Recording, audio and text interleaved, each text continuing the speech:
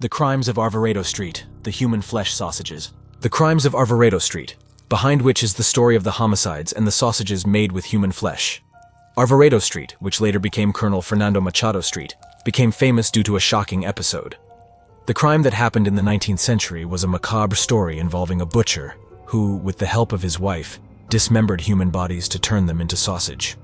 We all have a dark side. If we are not careful, it can manifest itself. José Ramos is certainly the main character of this story. José was Manuel Ramos and Maria de Conceição's oldest son. Manuel was a soldier in a cavalry squadron from Bento Gonçalves during the Farroupilha Revolution. However, he deserted and fled to Santa Catarina, where José Ramos, his son, was born. It was the father's habit to tell exploits of the revolution, heard with admiration by Ramos. According to the story, Ramos insisted that his father tell them slowly, demonstrating special interest in the details employed about the ways of decapitating. One day, José Ramos takes a knife and attacks his progenitor, gravely injuring and leading to his death in a few days. This episode drove Ramos out of the province of São Pedro, where he established himself as a police officer, exercising the role in a dignified manner until the day he was caught trying to decapitate a famous prisoner nicknamed Campara, a kind of Robin Hood of the Pampas, under the pretext that he was trying to escape. Given the repercussion, Ramos was required to resign, beginning to serve as an informant for the police, directly subordinate to the police chief, Delegate Dario Collado. It is said of José Ramos that he was a mestizo subject, with enormous sinister eyes, tall and of extraordinary physical strength, and always excessively perfumed. He dressed impeccably and had a reasonable level of schooling. He was a religious and sensitive man who attended Mass and demonstrated great interest in the arts. He frequented the highest classes of Porto Alegre society, being known at events of great luxury and sophistication, such as theatrical performances, operas, in addition to being a frequent visitor of the newly inaugurated St. Peter Theater. Katarina Paulsen was also not a less important element, since it was she who attracted the victims to her residence, or simply through omission covered up her husband's crimes. Katarina Paulsen was of Hungarian origin. She had come from Transylvania to escape poverty. Katarina had her family killed and was raped by soldiers during the Hungarian Revolution.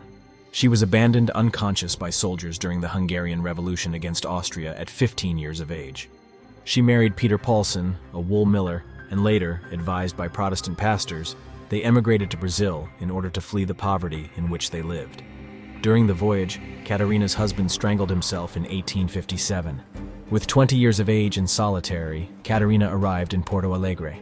5 years later, she began to get involved with José Ramos, and in 1863, they began to live together on Arvoredo Street, current Fernando Machado Street, a place close to a cemetery that was located behind the so-called Metropolitan Cathedral of Porto Alegre.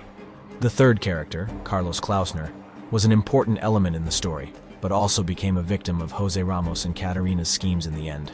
He was the owner of a butcher shop located on Bridge Street, behind the Church of Dores. Klausner immigrated to Brazil in 1859 under the concept of owner, which conferred distinction from peasants and artisans, since someone in that condition meant living from income. Upon arriving in Porto Alegre, he established the aforementioned butcher shop. According to the story, this suggests verifying that he brought some wealth with him, given the location.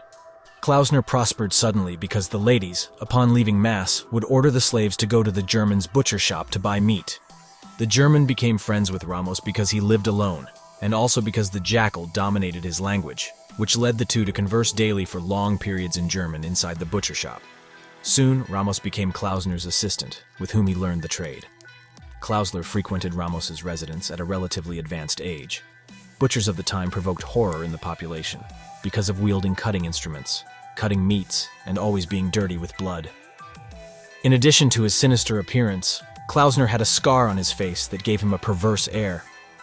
Chief of Police Dario Collado, an influential man in the province of São Pedro, played a prominent role in the events that took place on Arvoredo Street, since José Ramos was one of his trusted men, subsidized to work on secret missions. Ramos spied on some people, especially politicians, at the chief of police's determination. The chief of police was one of the best-known authorities in the province, since the court always appointed people from other regions for that position. He was lean but very strong, with eyes of assumed pupils. Dario Collado had enormous power in the province. He was a leader with his activities, but also known as a person of unstable and obscure scruples.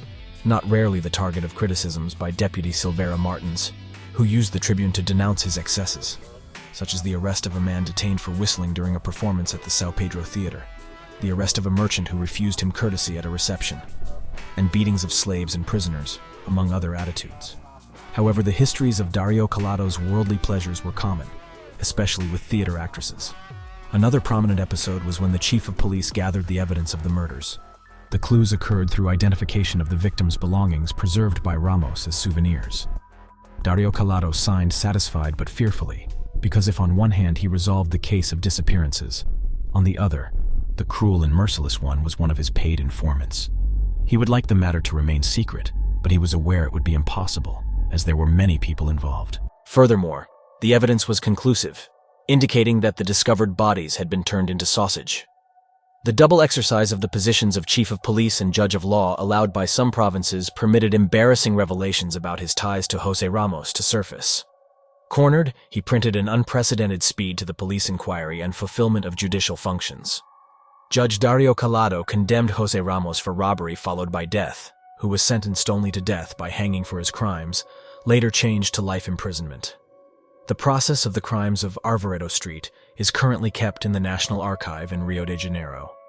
Despite the widespread belief of paper disappearance, the processes are incomplete, all handwritten and difficult to understand, making investigation of the text an arduous task.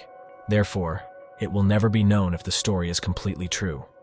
Everything was done to cover the case at the time, because the reports containing Catarina's statements and all references to sausage meat were simply lost and misplaced.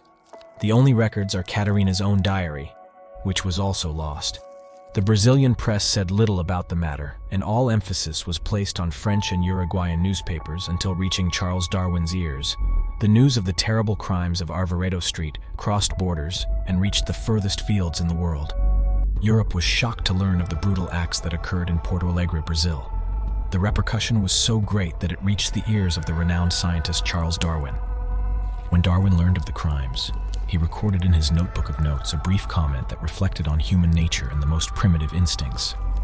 If there is a sleeping jackal in every man, in London, the author of The Theory of Evolution wrote about the case, recognizing its notoriety and the impact it had caused.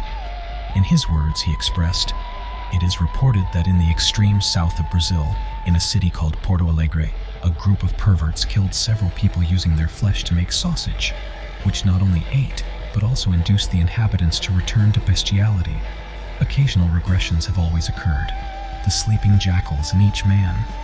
Darwin's quote highlighted the occurrence of regressive behaviors and the presence of latent animal instincts in each human being. His reference to the Porto Alegre case evidenced that despite advances in civilization, there are moments when brutality emerges, raising questions about human essence. Charles Darwin's comment brought even more prominence to the case of José Ramos and Carlos Klausner, bringing how the event echoed beyond Brazil's borders, achieving worldwide recognition level. In this way, Charles Darwin's influence on evolution and human nature studies was also present in debates around the crimes of Arvoredo Street, leaving a lasting mark on the history of scientific thought and understanding of humanity's mysteries. Darwin's quote highlighted the occurrence of regressive behaviors and the presence of latent animal instincts in each human being.